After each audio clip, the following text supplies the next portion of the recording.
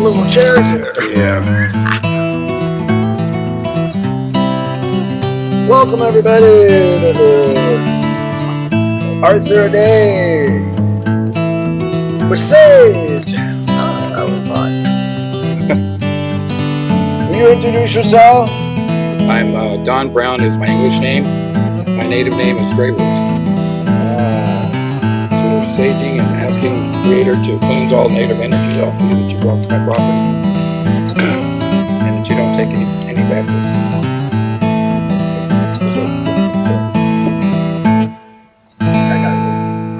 So bless this man, my new friend, Creator. We ask you to bless him and protect him and guide him always. Keep all negative energies off of him. Keep him away. Don't let anything ever attach to him. Aho.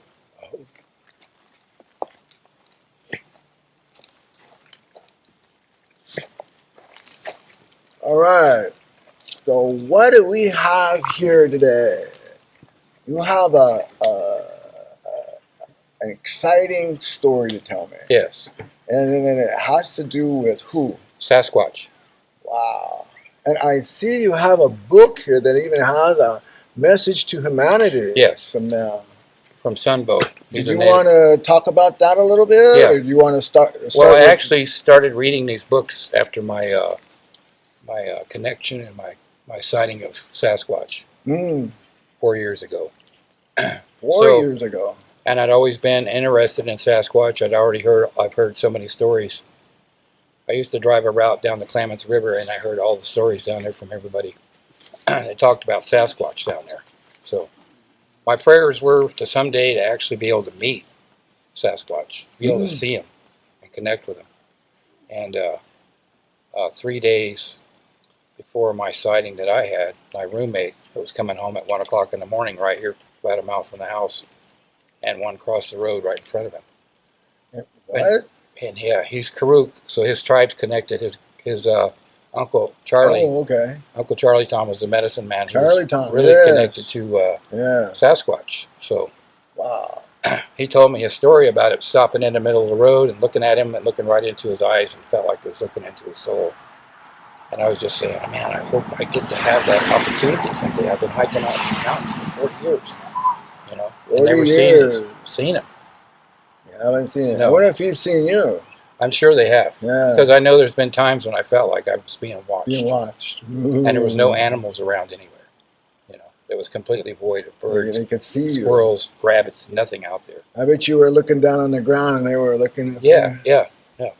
Because I was always watching, you know, hoping to have that connection someday. Looking for footprints, all that. Wow. And what happened was when I moved here, my wife had passed away, so my way of dealing with my grief was hiking. So I just started hiking every day. And I hiked out to this spot. For over 3 years I was going out there. But I always had my cell phone with me. All right. So one day I forgot my cell phone, and I hiked out there. I get out there to this meadow, and it's a big, huge meadow that's flooded from snow melt. And because Wagon Creek runs through it. And my dogs, the hair up on their back started going up, and they started growling. Ooh. And they don't ever do that unless there's really something going on. Got that hair up, huh? Yeah. Ooh. So then that got me looking around. I'm looking around, and all of a sudden I look out into the meadow. I can see something out in the meadow, ways out there. And was that where the dog was looking? Yeah, they were all sitting right there looking out to the meadow. And I look out there, and I could see something out in the meadow in the water. It was in the water. And I had my binoculars with me, my 10 by 50 binoculars. So I decided, well, let's check out, let's see what this is. Is it a human out here? What's going on? Might be somebody out there. So I put my binoculars up, and I'm looking, and all these deductions are going through my mind, all these different scenarios. It's not a human. It's too big. It's all one color. There's no clothing. And then it finally just hit me right then, Sasquatch. It's Sasquatch. And I just was like, oh man, what a blessing to have this happen to me, you know. So I stood there. I probably watched him for almost 10 minutes. And he never looked at me. He was sideways and looked straight forward to the north, and was just reaching down in the water and pulling up grass and roots and stuff and eating it. He kept looking over his shoulder up towards Mount Eddie, so I'm assuming he might have had some other ones, Sasquatch people with him. Right. And good 10 minutes I got to watch him. And then I realized, I started looking at his fur and everything. He was kind of had gray on his back. It was kind of gray and black mixed in. And it was huge. It was just like seeing a big gorilla. What color was the main coat? It was all black, and then the back had gray and black mixed. Okay. Yeah. I don't know if I've ever. Okay, black. But there's all different colors. Oh, okay. Yeah, I didn't a lot know of people see all different colors. They see kind of blonde or reddish. Right, the colors. reddish one is the one I read more about. Yeah. I know. Are these happen to be in different areas of the world, or they're all United over? States? They're all over. I'm all connected to 2 pages now on Facebook that are Sasquatch pages, and plus I have YouTube TV, and I see all these videos, all these stories from people that have had their Sasquatch connections and sites, and they weren't all good and friendly. Mm-hmm. And I think they're different. They're like humans. There's good humans. There's bad humans. You know. Mm-hmm. Mm-hmm. And I think some of the Sasquatches don't want to accept the human ways or what's going on. Right, right. Well, they do kind of destroy the world. Well, way back in before the English came to our shores and invaded our people, they sat in a circle with the tribes, and they telepathically communicate with them. With the tribe. Yeah, with the tribal people. Oh. They all were all good friends and worked together. Now that's something I didn't know either. Yeah. Huh. So when the English they actually came in with the ceremonial. Yeah, yeah. They came in and sat in the circle with. Well, that makes sense. If you're in peace with them, they're going to be in peace with you. Yeah. And they were always in harmony with the tribes. You know, always. It was a good thing with everybody. Now, is this the tall ones that they talk about? There's all different sizes. Because there was an article, a book that I was reading, and it was talking about the natives were talking about the tall ones. Now I was wondering if they meant the giants or the Sasquatch. There could have been the giants because there was actually a tribe of giants way back, many years before.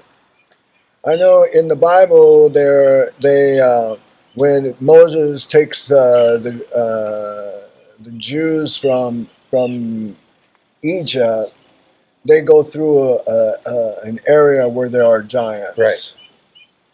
I've always wondered, what were they called? Nephilim? Nephilim. Nephilim? Yeah. Nephilim. Yeah. I always was wondering about that one. Like, giants back then? Is that who built the pyramids? That's a good question. Well, they're finding their bones everywhere now. They find them in burial sites. Oh. All over the there place. was a head about this big that I saw in a digging that they were doing. That big. Yeah. And I'm like, wow. Well, many years ago, there was a guy up on Mount Shasta that was working for a company, looking for minerals. Right. And they found caves up there. Oh, yeah. And he went into the caves and he found 3 mummified people in there. They were giant. They were really tall. 10 feet, 11 feet tall. 11 feet. Yeah. Oh, that's like. Yeah. They were mummified. They were actually mummified like they did in Egypt. You know. And then, there's a story about J.B. Brown. That found some skeletons in a cave in this area, and then found a mummified golden goddess. Yeah, and then they walked out of the cave. He and his wife were gold miners, so they were looking for gold, and they found this area where it was covered up with rocks that don't belong, and they knew that, and so they started taking it. Yeah. Found this tunnel. Then they came to a cave with I think there was 12 skeletons cased in the wall, and then the other one was a golden goddess and some plates like gold and copper plates for writing. and then they left that area and went out what they thought was outside, but they realized it wasn't this outside, it was inside, and it had a sun and a Oh wow, yeah. I've heard about that. yeah, and and then you were telling me this cave they found. Yeah. Okay, let's hear about that. Well, as much as I read about it, Okay. he left. He was going to go back to document what had happened, or the pictures and stuff like that. And when he left, he just disappeared. He never showed up again. And nobody ever saw him or found him or anything like that. And that was another case in the Mojave Desert, and this doctor had found the same thing and went back to document it, and then he disappeared. They don't know what happened. They found his vehicle and everything. They found this guy's vehicle. They never found them when they went back. Stephen Sidoni, we have another missing persons report. Would you like to follow up on that? He came here to find the back door, Stephen Sidoni. And boy, I had him on my show 3 times.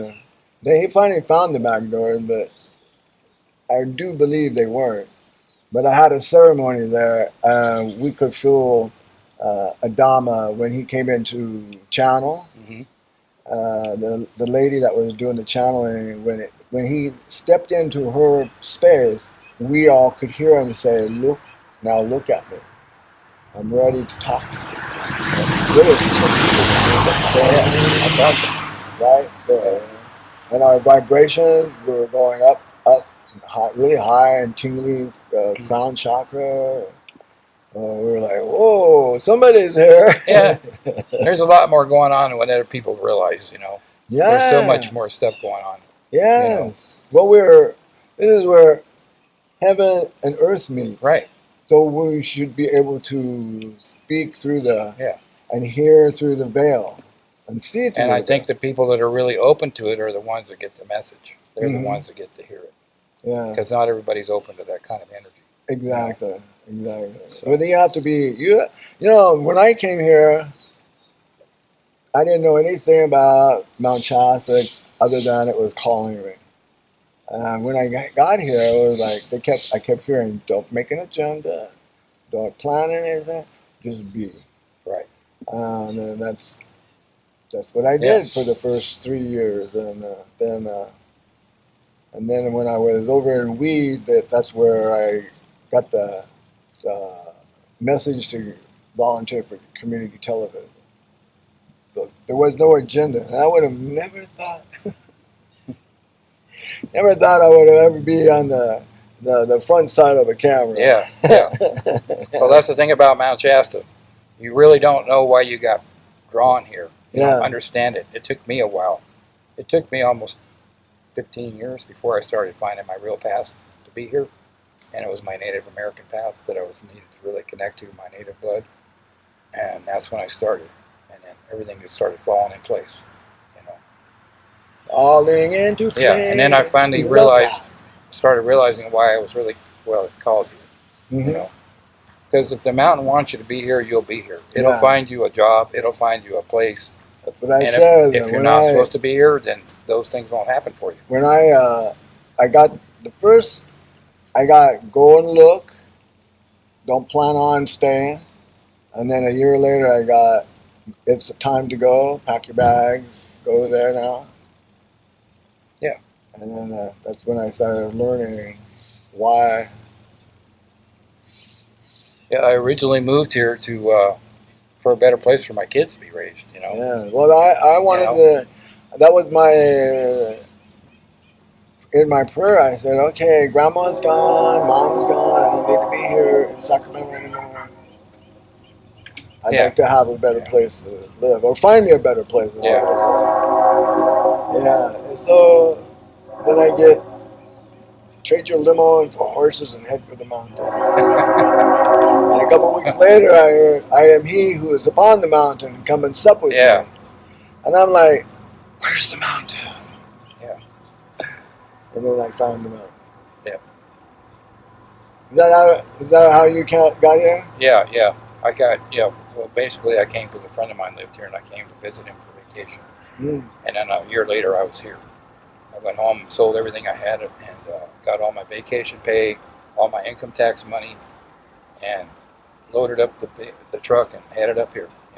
At All that point in right. time, my oldest daughter was 3 months old. So, Wow. and we came up here because I felt called to be here. Yeah, yeah, I yeah. mean, I loved it. Who doesn't love this place when they come here? Everybody, They're in loves this, awe. and I get to meet so many people from other countries and other towns. Oh, I know that it's And so I get to be fun. able to share stuff with them and tell them the good places to go, you know. And then I get some local people who say, "Why are you telling them to go to this local spot?" I said, "Because it's not just for local people. This Mount Shasta's for all of us. It's for everybody. For the world. We're being selfish if you try to stop people from coming here, you I know." know. Hey, Paulo, come over here now. Come here. A wandering dog. Yeah. He likes to see where things are. Come on. Want you on television. Come on. So here you were with your binoculars looking at Sasquatch. what happened there. Well, I just Did he feel like he was being watched? oh, he knew he was being watched. All right. They know, they have that energy, Yeah, and yeah. he didn't really care. He was showing himself to me because he knew I had a good heart and I was a good person. Because I think that's what happens a lot of times when they really show themselves to you and you have a good experience with them. It's because they know you have a good heart. You're a good person. I'm Native American spirituality, Right, right. and all that aspects. So he was okay with me seeing him. He never. And so he looked like he was eating. Yeah. Could you tell if it was a male or female? I'm pretty sure it was a male, as big as it was. So what happened? Did you guys? Then finally, what happened is my eyes started getting tired, so I dropped my binoculars for a few minutes, and I decided to look back, and he was gone. Wow. Just like that, gone. Can they shape? I feel they can. I feel they can appear and reappear wherever they want. Right. I think they're interdimensional. From all the stuff I've been studying and all the things I'm learning now, and I really feel that's the case. Because people say, "Oh, well, all of a sudden there he was," standing there looking at me, and all of a sudden it was gone again. And that's the way they can move through the woods. And that's how they blend in. They can actually be watching you, and you don't physically see them because they're in that other dimension. Oh, you can't see their physical body. I get every once in a while that somebody's watching. Yeah, that's and people say that. Yeah. I felt like something was watching me. Yeah. So he's gone now, right? He's gone. Yeah. All right. So what'd you feel in your I heart? felt so good. I felt so much peace. I felt so honored that I was able to have that experience. I actually had tears in my eyes at one point. And what was the second one? Well, I never got to see a second one. I've been out many times out there again and haven't seen them. But I've been told that they are still around here and they come by here pretty often. Right. So you're an intuitive, right? Yeah. You're blessed with the Holy Yeah. Spirit. Yeah. Okay.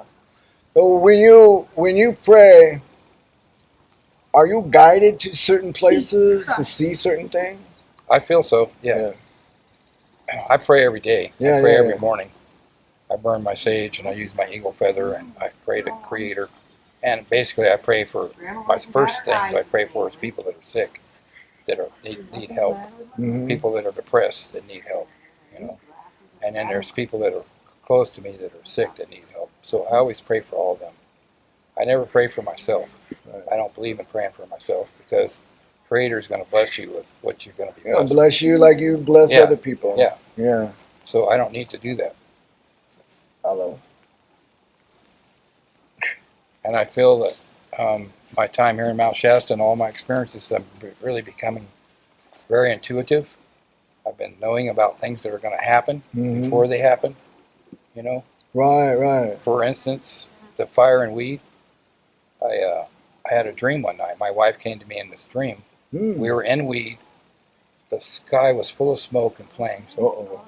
We climbed up on this hill on the south end of weed, and we stopped and we looked at, and it was all fire and smoke up there. When was that? This was before the fire happened. Oh, this fire here? Yeah, before the big fire up in weed. It burned up everything. Oh, my gosh. It was 4 months before that fire. 4 months? Yeah. Oh, my goodness. So my wife and I go down this hill, and all of a sudden my dream is over. And it was at the first fire years ago, or? Yeah, the big fire that burned all the way through town and out to by Carrick. Right. That burned all Angel Valley up. That fire. So I'd seen it happen already, but I didn't really connect with it Know because where it was going to be? I knew it was weed. No, Oh, I you knew did. it was. Okay. You weed. could see that. Yeah. Ah. And because I lived in weed when I first moved Uh-huh. here, and in many years I was saying, because there was a lot of people living out by those apartments that were camping out there that were homeless. I just always had this fear someday it was going to be a fire. I just kept saying it's going to be a fire someday. And then I had that dream, but I didn't really connect it. I thought, well, it was just a dream. It was my wife coming to me in the spirit world and showing me some stuff. But I never thought it was going to happen. I wish I could have. Never think it's going to happen. Yeah. No, if you see it, this is the thing that I've been taught. If I hear, I'll give you an example. Before the minister, the church that I go to, before he passed away, about a week before, he was on the pulpit talking, and the Holy Spirit fell on me and said, "We're taking him away." And I'm like, where would he be going?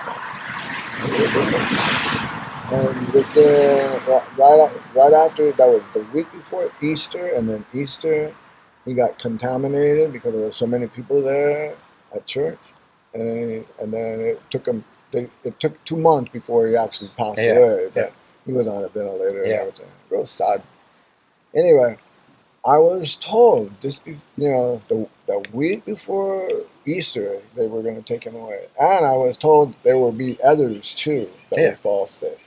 Yeah, and I had my mask on, and I sat where nobody was at, and I'm like, and I didn't socialize too much, and I got out of it that day. I know everybody socialized and everything, and that's just the way it is. Yeah. Yeah, well, that's what happens after you're here for a while. You get premonition. Yeah. And insight. Lots of times it happens to me. Yeah. And then I realize, and then all of a sudden it comes true. I go, oh, okay, well maybe I'm connected somehow. On that, the day of that fire, or the day before that fire, I was in Medicine Lake, and we were driving around, and I just got this really weird feeling, like something was about to catch on fire. And I told my friend, I said, man, I haven't felt like this since 9/11. There's something about happening. Mm-hmm. And he goes, oh, yeah. Don't tell me that stuff. Yeah. No, don't be negative. I said, I'm not being negative. I'm seeing something, feeling something. Yeah. So I said to him, that was on a Sunday, I said, I'm gonna go home early. You gonna come with me, or you're gonna stay here? And he goes, oh, I'll find my way home, back to that area. So I said, okay. So I took off, and it took me a couple of hours to get there. About noontime, I stopped. I got in Mount Shasta, and I was gonna have lunch. But as soon as I got out of the car, Spirit said, no, get back in. No, go home. I said, okay. I get home. I was living out Lake Shastina. And the thing was, is I got my car all cleaned out of all the camping gear, and I sat down, and I'm like, oh, okay, I feel better. But then this wind came up. It was like a weird wind, and I saw this piece of what looked like a roof shingle flying through the air on fire.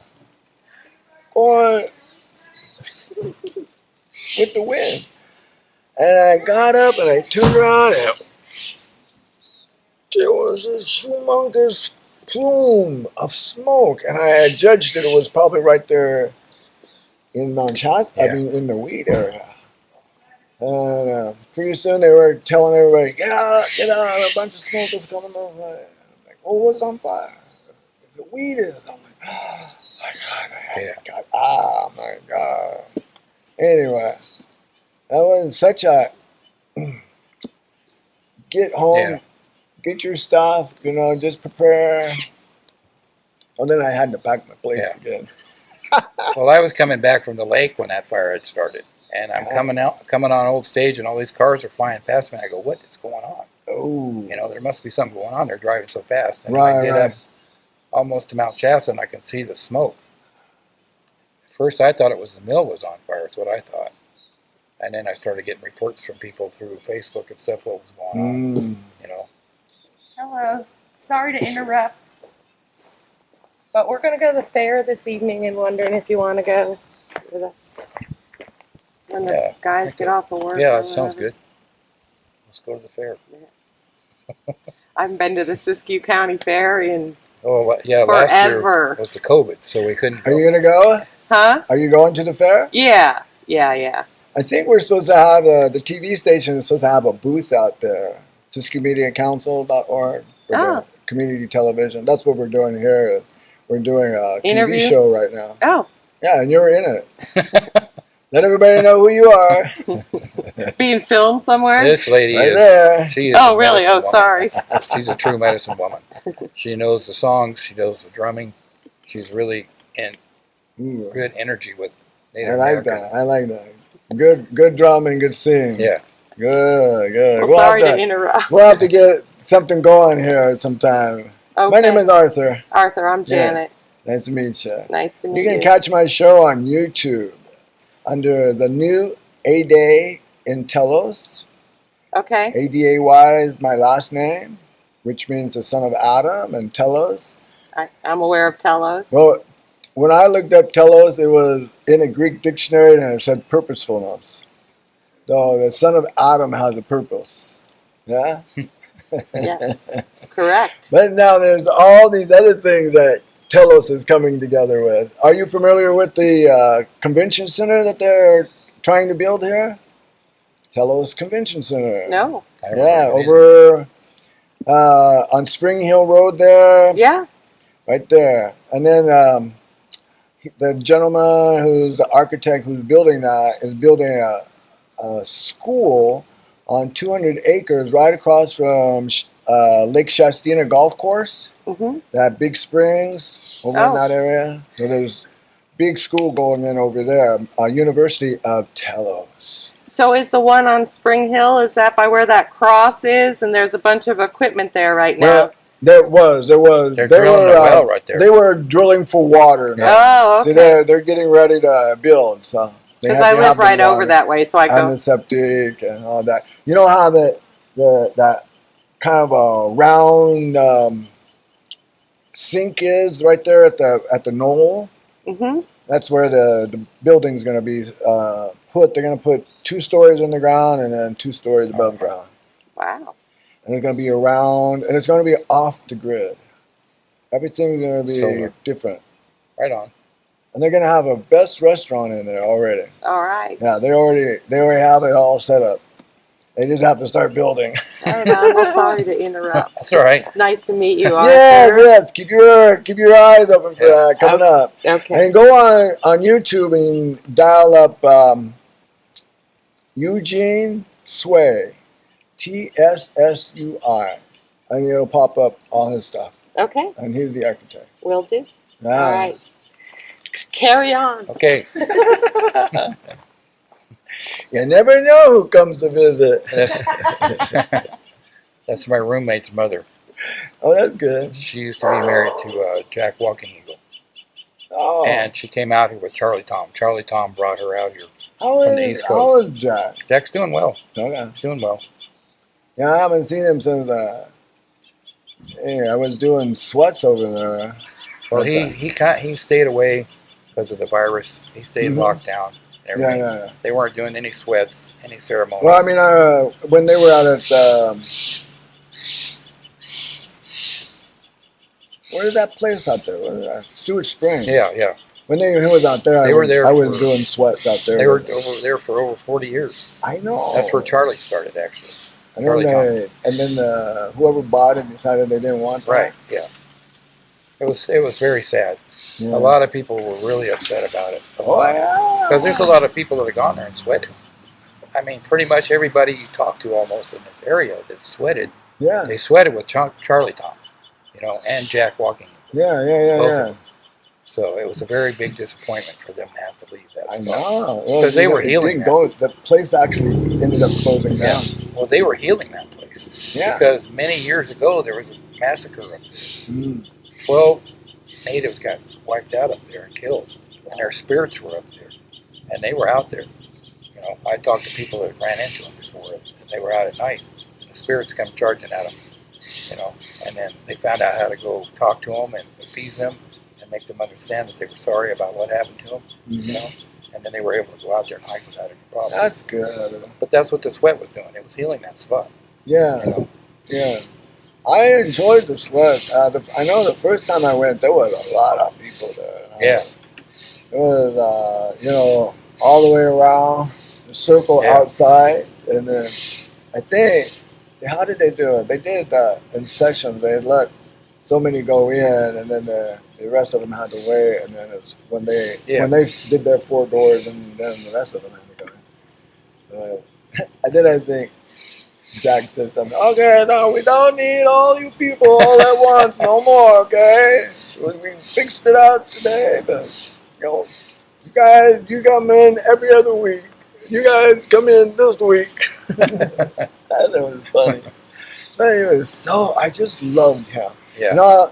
Somebody had given me this ego ring, and I kept getting told to give it to him. And I was like, I just didn't give it to him. And Divine Spirit kept saying, no, you are the carrier of this ring. Give it to him. Walking here. One day, after a sweat, had it in my hand all the whole sweat. And after the sweat, we all came out. People were starting to move on.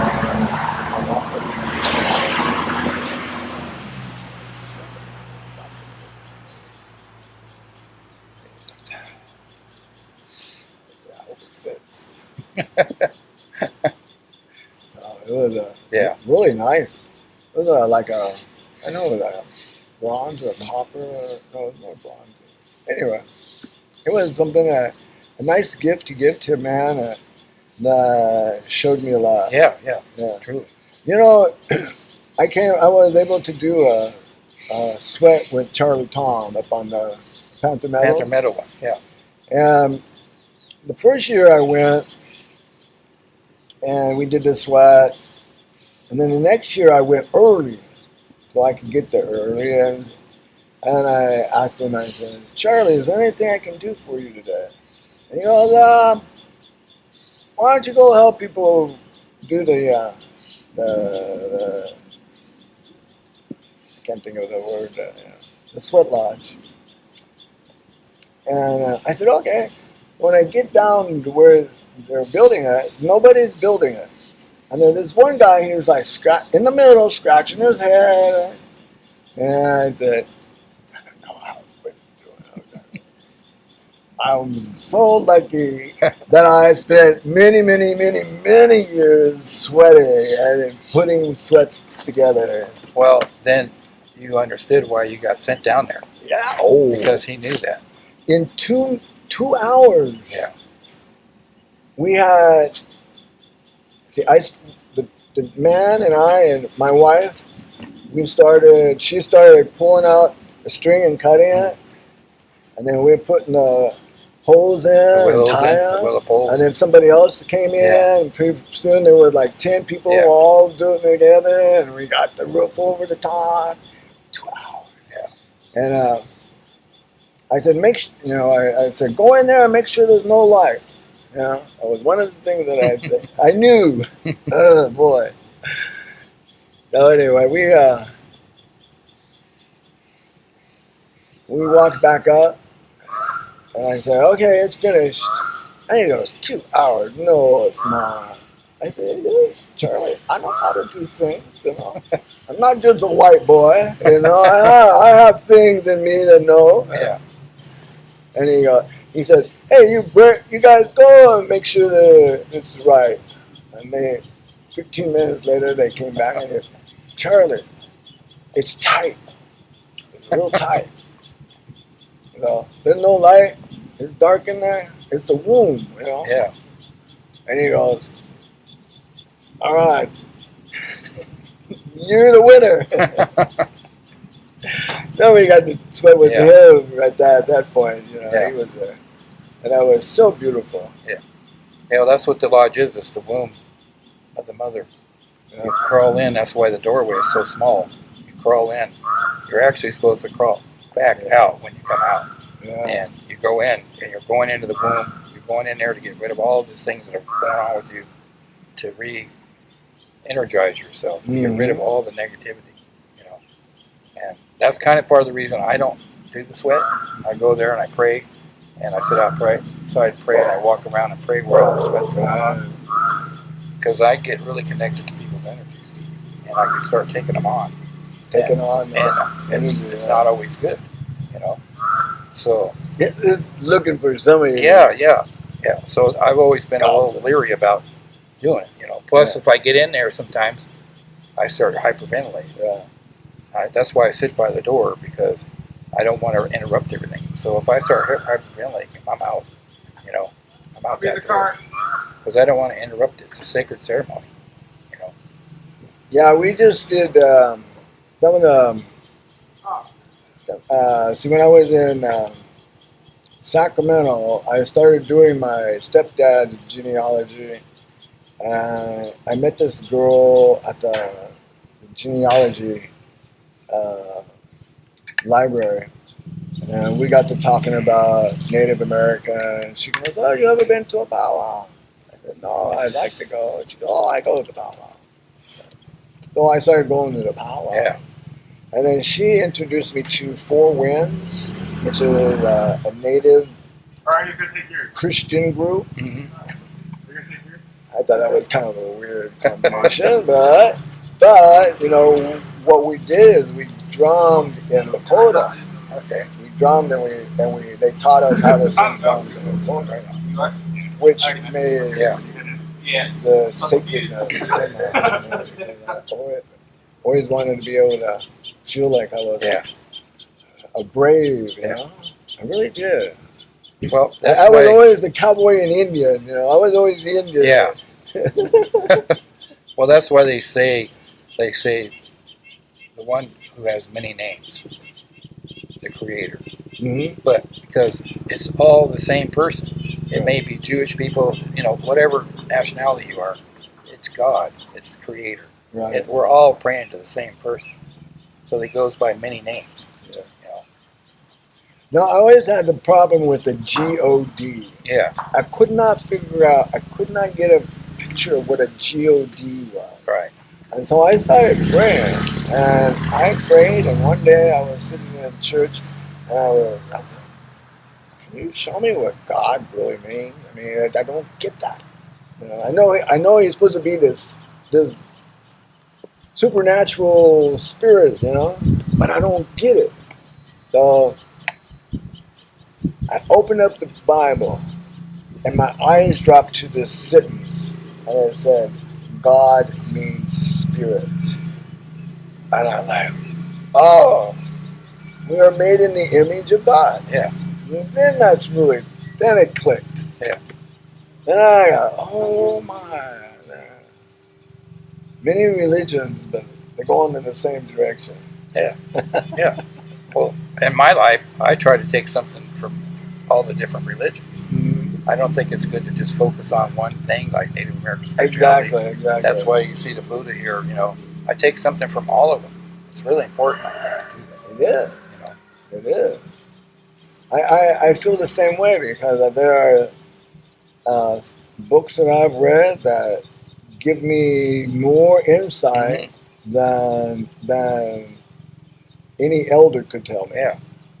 And then the native elders, wow, we were blessed. Because we went to the Lodi and Sacramento and those there, and we would sweat there in those areas. And the elders there were just so wonderful. I mean, they were I looked up to a lot of Oh, yeah. the brothers, and a lot of the sisters were just their heart was in the right place, and I just like, wow, I wish everybody could be like that. Yeah. Because they have the wisdom. Yeah, They've lived it. They learned it. And they know what wisdom helps them. They understand things a lot more, and they're much more nicer people, because they have the wisdom already. They already know what's going on. Yep. That's what I like. Wisdom is a good word to use. It's a good thing to have. Yeah, the thing that I found most intriguing is when I got to dance at the powwows. I would dance when all tribes were. Yeah. I wasn't in competition, but when I would just dance and I would learn. I would actually walk behind good dancers and try to see how their feet worked. Yeah. And I studied and one person said, "You're white." I said, "Yeah." "You're Indian." "Yeah." I said, "Is there a difference between us other than our color?"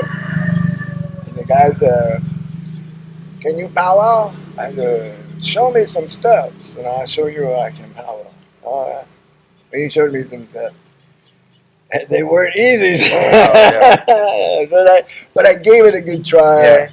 And then he goes, "Okay, I want you to come back next week in regalia." And then we're going to do some more. Regalia? What do you want me to do?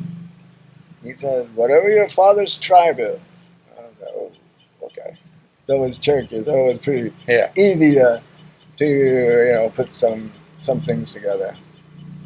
So he taught me how to dance. So we did some dancing. But I never went into competition. Yeah. I love watching it. It's like one of my friend's daughters, like 16, and there was one of the Braves were dancing, and he had just a loincloth on it.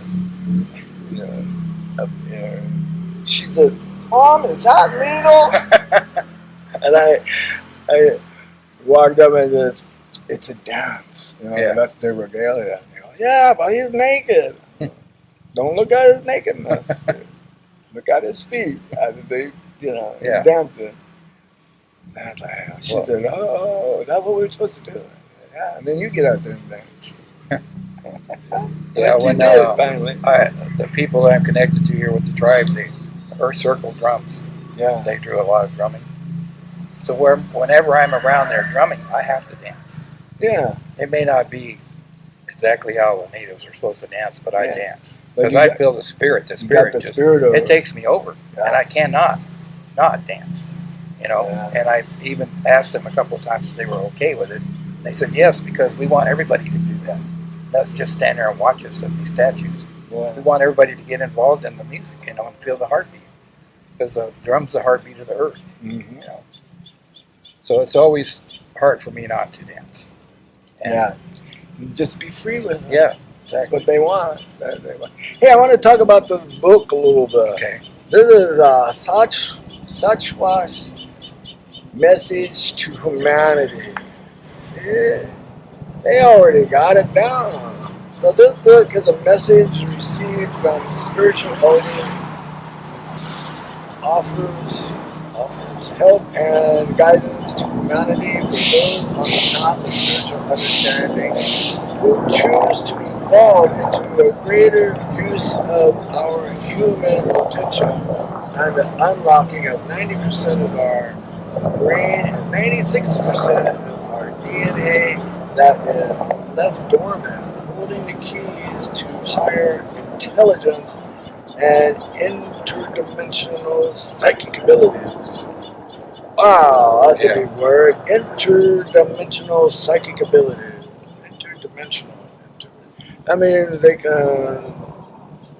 You're able to see, hear, and probably feel on this side of the veil those who are on that side of the veil. But this book is not for those who seek material proof of the existence of a being such as Sasquatch. The message is addressed to the open-minded spiritual seeker looking for understanding of the interdimensional essence of existence experienced by highly spiritual evolved beings. Woo! Got my chills going. Yeah. Well, after When my my crown sighting, is open, that Yeah. just made my crown open. after my sighting, I felt like I needed to really research it a lot more and understand Wow, Sasquatch I'm a gonna little more. put this book a little Yeah. closer so you guys can see this. What's nice about it is written by a Native American man, Sunbow. Check that out. Can you see that? There's a spaceship, the Earth. Oh, look at all the spaceships over here. Somebody is paying attention. Yeah, so there's a series of those books. There's 3 books. And So is this like one of them? yeah, that's Sasquatch. And the book is what See, it is. He looks like the gorilla. Yeah, that's in what I'm that saying. right That's there. why I thought it looked like a gorilla to me out in that meadow. Yeah. You know, they look so much like a gorilla. So they look more like a gorilla. Yeah, I think they do. Really. All right. But, they're able to really stand up upright really well. And then their shoulders are really wide, long hands. Their strides are majorly long. 60 to 70 inches in their strides. Yeah, that's what I was over on Eugene Sway's property where he's building the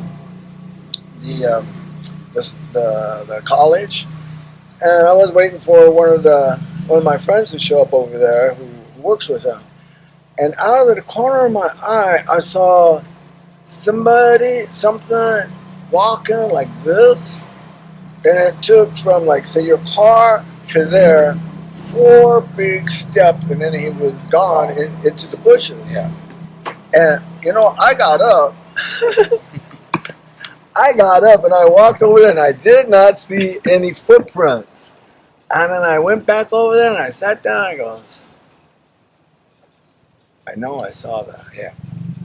I know I saw that. I just kept Well, going. unless there's mud or something like that for them to step into, it's really hard to see their prints. Right.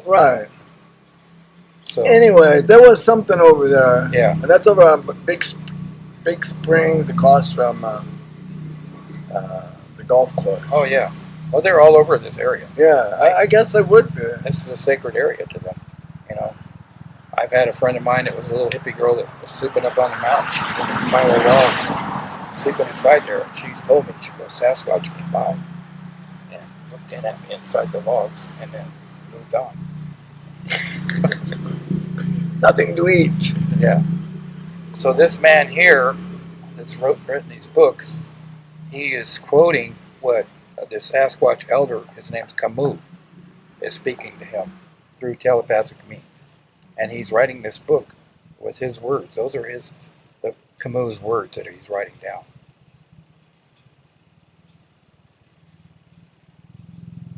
Now there's 3 of these books? Yes, there's 3. This is the one that I have people you have saw. described more. Yeah. But he's got such a human face on there. Yeah.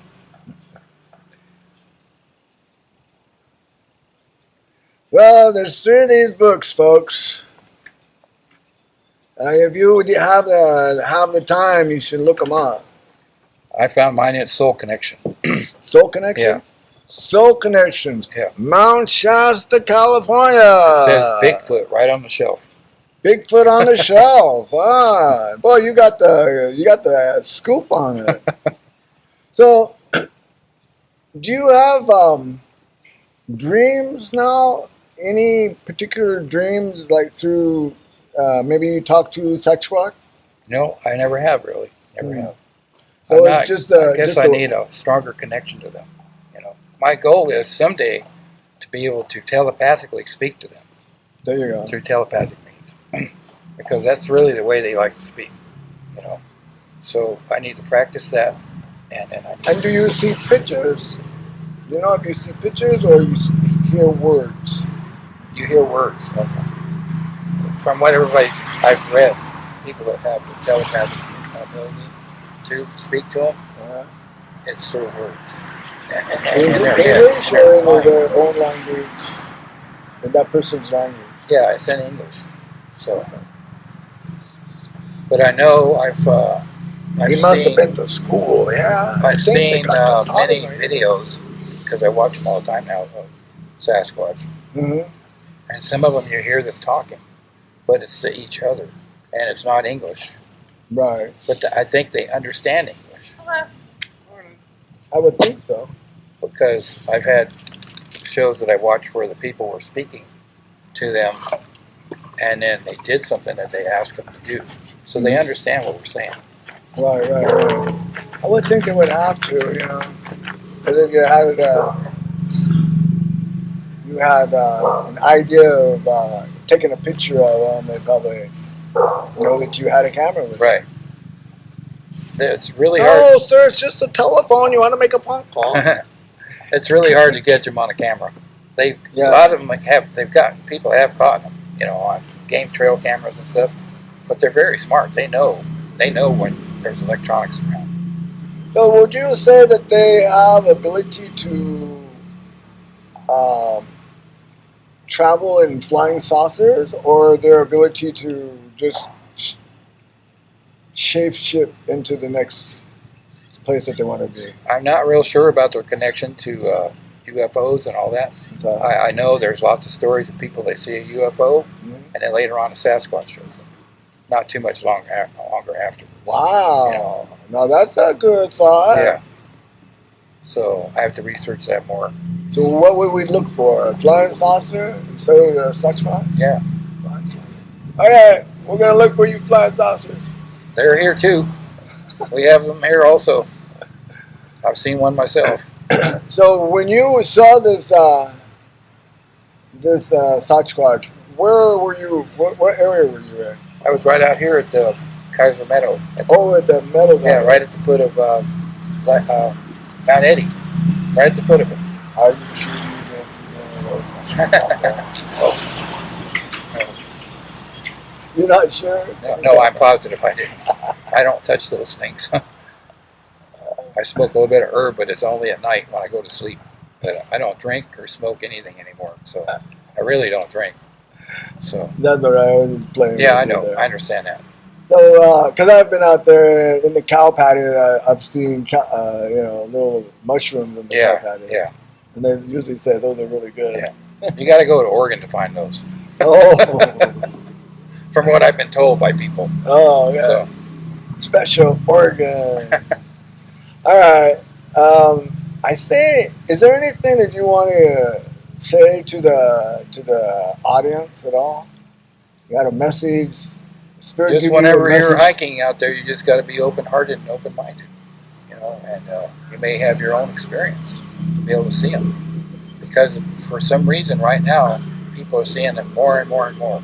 Thousands and thousands of people are seeing them now, all across our country and in other countries also. If you ever get a chance, watch the YouTube video. There's a YouTube channel, and there's so many videos on there of people that have videos of Sasquatch. Wow. You know, and stories. So they're actually being able to capture them. Yeah. The one I just recently saw, the guy actually had a camera on him. He was setting up trail cams. And then he looks, and he could see the Sasquatch just peeking out from behind the tree. So he's acting like he's still putting his cameras up, but he's actually able to film at the same time. And his friend goes around the outside, and they finally realize it's a female Sasquatch, and she has a little one with her. She finally takes off. Mm-hmm. But it's so awesome seeing these really, really good pictures of them, you know, because they're so elusive. So that's on YouTube under Yeah. Sasquatch. Yeah. All right. If you're a fan of YouTube Sasquatch, you got the book to read about humanity, and you can go to YouTube and see a whole bunch. You may not be able to see them out in the wilderness, but you can find somebody else who has. All right. I'm going to call this a quit and a happy day in Telos. Aho. Oh, thank you, thank you. You're welcome. I It's my appreciate it. pleasure. Yeah, yeah. Mine too.